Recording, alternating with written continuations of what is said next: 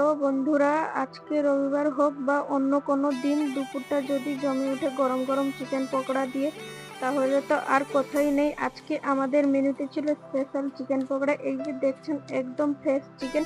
প্রথমেই এটাকে ভালো করে ধুয়ে জন্য তৈরি করে নিচ্ছি। ওরা মুজমুজে আর টেস্টি করতে যা যা লাগে এবার আমি দিয়ে দিচ্ছি আদা রসুনের বাটা, তারপরে দিব হচ্ছে মেথি, তারপরে হচ্ছে শুকনো লঙ্কার গুঁড়ো, তারপরে হচ্ছে খাবারের সোঁটা, তারপরে হচ্ছে ধনেপাতা কুচি, তারপরে লেবুর রস, তারপরে হচ্ছে দিব গরম মশলা, তারপরে দিচ্ছি হচ্ছে মিট মশলা, তারপর চিকেন মশলা, তারপরে পেঁয়াজ কুচি, সর্ষের তেল, কর্নফ্লাওয়ার, ময়দা।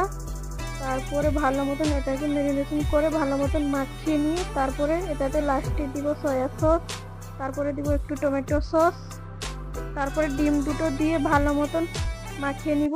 তো ডিম দুটো দিলে ভালো মতন খাস্তা হয়।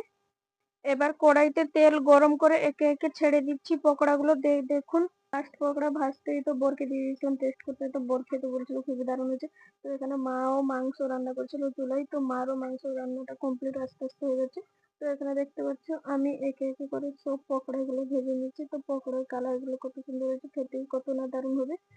তো তো আমি তো এখানে একে একে করে সব পকোড়া গুলো ভেজে নিচ্ছি আস্তে আস্তে করে। তো পকোড়া বানানো তো এবার তো শেষ হয়ে গেলো। তো এখানে মারও মাংস রান্না কমপ্লিট হয়ে গেছে। তো এখানে দেখতে পাচ্ছ মা মাংস কষা বের করে রেখেছে। তো এখানে ঝোলের মাংস রেডি হয়ে গেছে। আর বাবা নিয়ে চলে এসেছিল বাজার থেকে টাটকা টাটকা তাঁপার মাছ। তো তাঁপার মাছ বাবার জন্য ভাজা হয়ে গেছে।